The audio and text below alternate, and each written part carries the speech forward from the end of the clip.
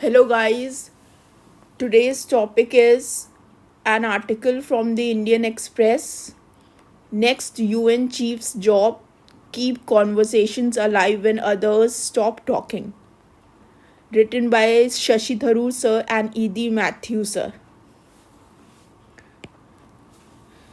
See, United Nations Second Secretary General once offered what remains perhaps the clearest statement of the organization's purpose. UN's purpose. He said that UN was not created to take mankind to heaven, but to save humanity from hell. Amid conflicts, nuclear risks, UN has been actually unsuccessful. So, like most immediate challenges, the relations between US, China, and Russia.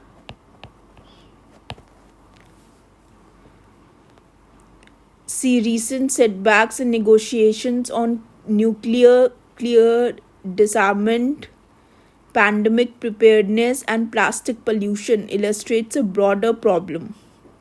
International negotiations now struggle to move beyond entrenched positions.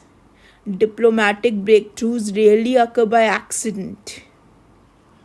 Universal Declaration of Human Rights, Nuclear Non-Proliferation Treaty, and Paris Climate Agreement emerged through painstaking negotiations that uncovered common ground despite profound differences. So UN should invest more in mediation, negotiation support,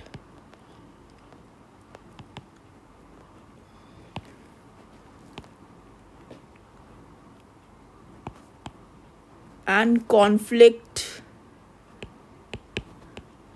resolution capacity. See, this organization also faces legitimacy crisis.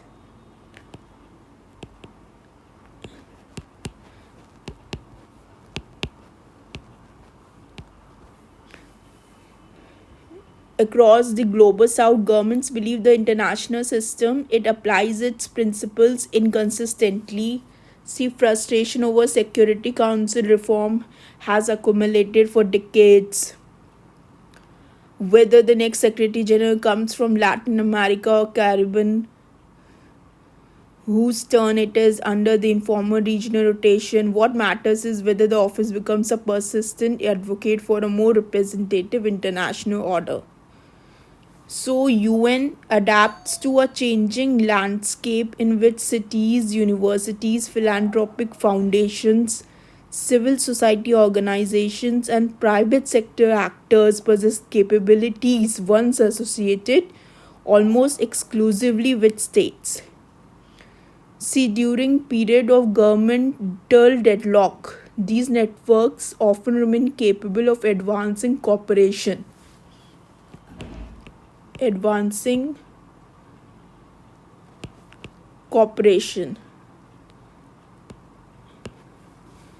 Perhaps the greatest challenge it lies within institutions, not in within institutions, but in political culture.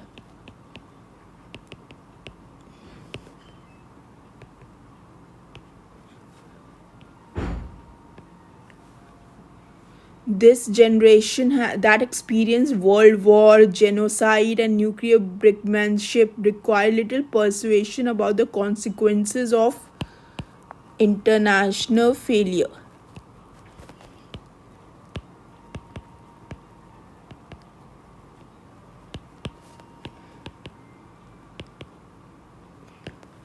Today, leaders they are more distant from those experiences. even as many of the dangers that inspired the UN's creation have returned. So, the World War, genocide, nuclear brinkmanship. See, the next Secretary General cannot restore the UN's relevance alone, but the office can remind governments and public that multilateralism is not idealism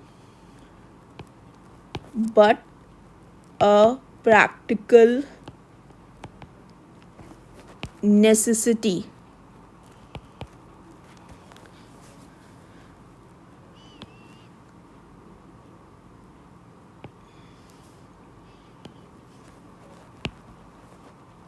See, climate change, pandemics, mass displacement,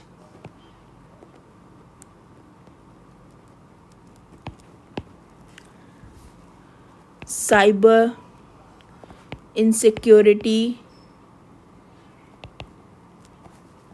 and nuclear proliferation do not respect borders. As Kofi Annan observed, they are problems without passports. You can call them problems without passports. The next Secretary General will inherit an organization and the financial pressure will be there for next Secretary General, confronting geopolitical fragmentation,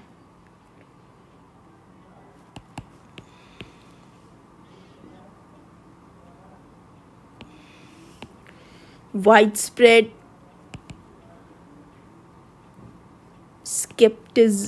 skepticism about its effectiveness.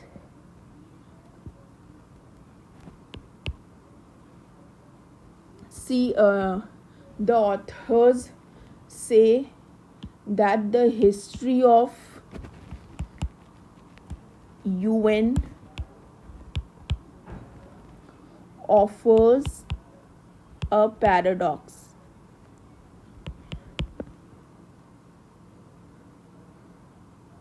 The organization has seldom been most valuable when relations among states were harmonious.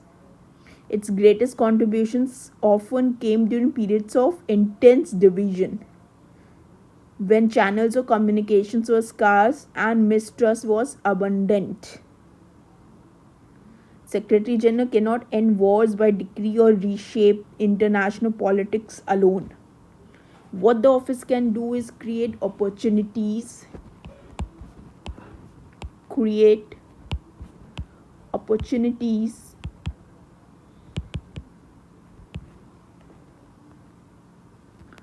for diplomacy, preserve lines of communication,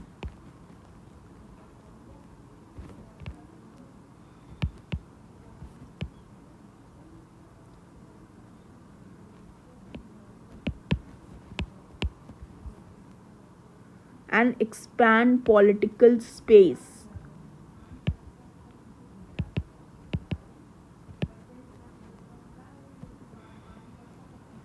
In which compromise becomes feasible. The job remains impossible. The alternative, however, is a world in which nobody is left trying to save humanity from hell. That's all. Thank you.